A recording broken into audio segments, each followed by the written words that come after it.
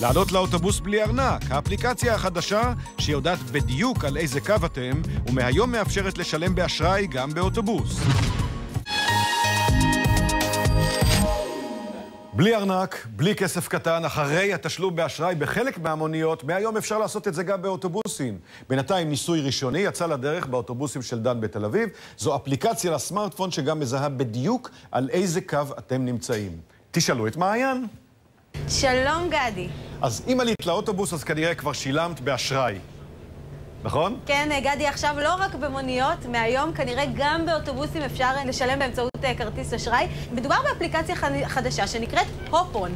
האפליקציה הזאת בעצם מאפשרת לנו לטעון את הסמארטפון שלנו באמצעות כרטיס האשראי מראש, לעלות לאוטובוס ולשלם עם האפליקציה. מהיום מתחיל פיילוט ראשון בקווים 4 ו-5 של דן. צריך להגיד בתל אביב כמובן. בתל אביב כמובן.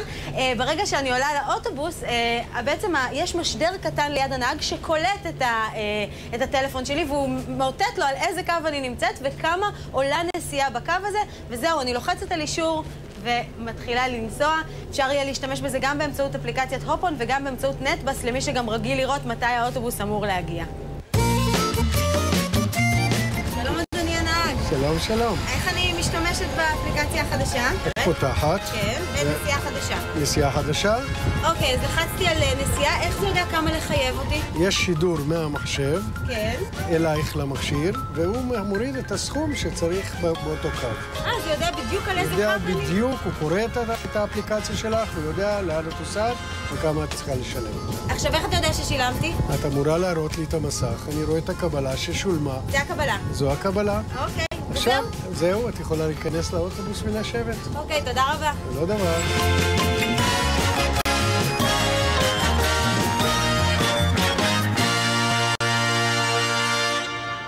בעוד חודש, אם הפיילוט יצלח, לאט לאט יתווספו עוד ועוד קווים, מקווים בתוך חודשיים להגיע לפריסה כללית.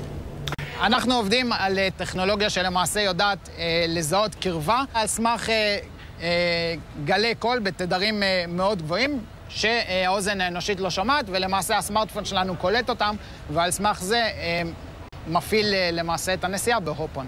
כרגע בשלב הראשון הבטיחו בחברה שזה לא יעלה יותר, הם יספגו גם את האשראי וגם את כל היתר, אבל בהמשך יכול מאוד להיות שיהיו עוד איזה 10-15 אגורות, שזה בעצם הרווח של היזמים, שכן ייקחו, האם דן תשלם על זה, חברת אוטובוסים אחרת שתיסגר, או הנוסעים עצמם, זה עוד לא ידוע, יכול להיות שבעתיד באמת תהיה עוד עלות קטנה נוספת. תודה מעיין ונסיעה טובה.